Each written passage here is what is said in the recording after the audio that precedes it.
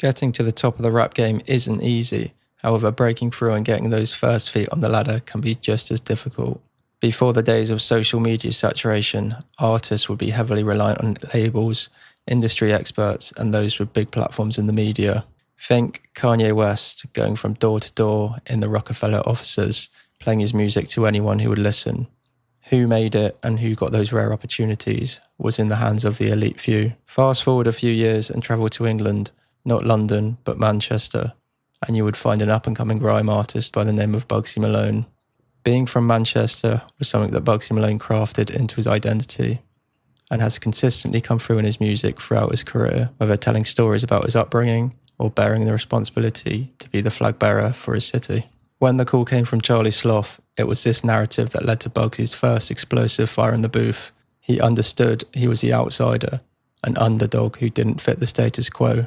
He was a Manchester-based rapper attempting to establish himself in an industry dominated by London. You're looking at Manchester's best. I'm from a place where nobody's impressed and don't want to see nobody progress. Knowing the power dynamics were stacked against him, Bugzy arrived with purpose. It was a make or break moment. Fall short and the door would be shut firmly in his face. Even so, he refused to play it safe. He was outside of his comfort zone and in enemy territory. But that didn't matter. With the lights looming and the huge presence of Charlie Sloth staring back at him, Bugzy took his opportunity under the highest pressure, all in one take, something not as common as you might think, according to Charlie Sloth. The whole thing was one take. No stopping, no starting.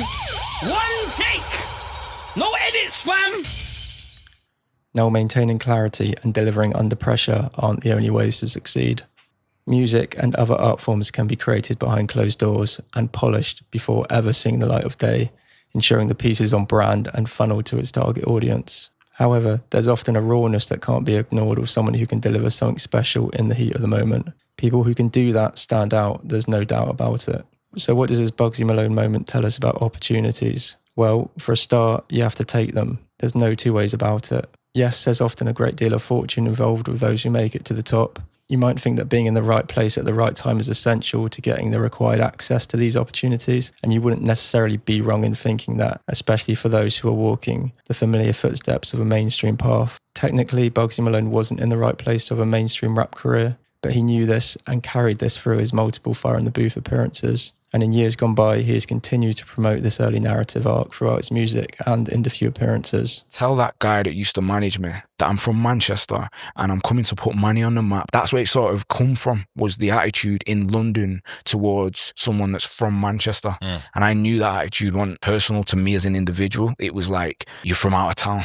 And I thought, I'm going to break that door down. It's like that once famous rapper said, if you only had one shot, one opportunity, would you seize everything you ever wanted? And to finally answer his question, you most likely would have a go.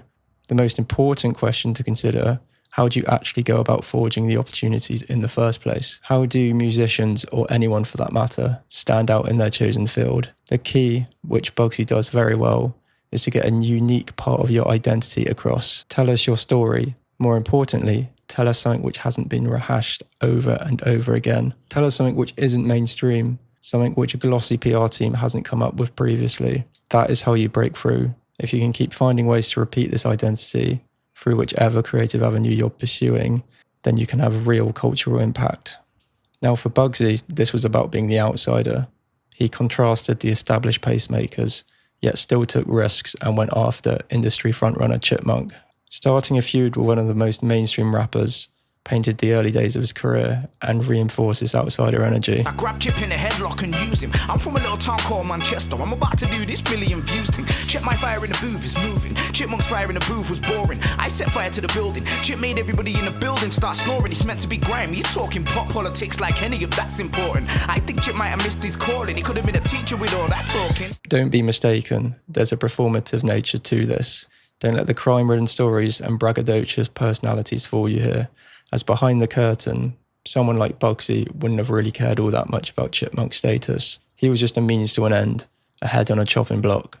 I was never interested in the back and forth of calling names. I sort of respected Chipmunk as a lyricist. It was like the last thing I wanted to happen. I was strategically making my way up because I had a goal.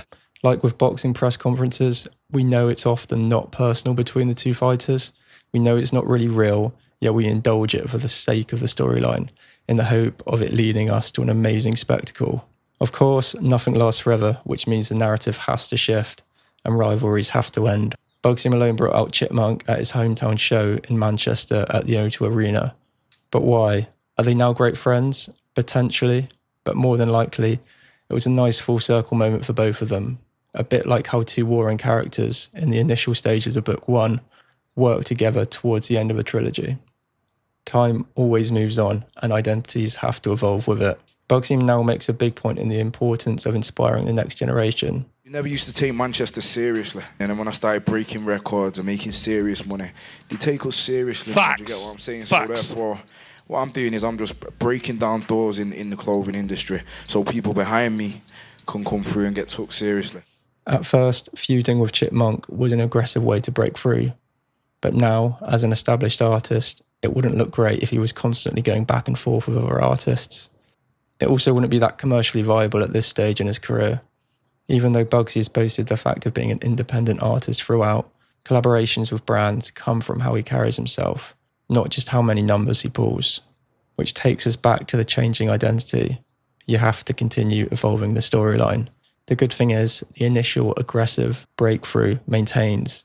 It just stays firmly in its place in Act 1. After all, the come-up is an extremely important part of any story. Being an independent artist hasn't just been a business decision for Bugzy. He later tied this into his identity and carried himself as someone who was determined to forge his own path as an artist and as a businessman. He was building his own empire independently. There was no signing the big deal with the label, no selling his soul. This generally means the ceiling isn't as high, as you don't get access to the big production and marketing budgets that come with a mainstream push. However, if managed correctly, the life cycle of an independent artist can be much longer. Even if the music becomes more mainstream, the overall body of work often maintains more meaning and depth. And most importantly, the artist maintains clarity over their direction as a creative. Everyone needs to make money, but it's not the end of the world if the numbers dip as an independent artist. There's no risk of being shelved by a label if a project underperforms slightly. Throughout more recent years, there have been several major incidents throughout Bugzy's career. The bike crash, followed by a court appearance after a physical confrontation outside of his home. A label with a dedicated PR team might have panicked and gone into damage control to try and control the narrative throughout these situations, and shelve him in the process, thinking he was done.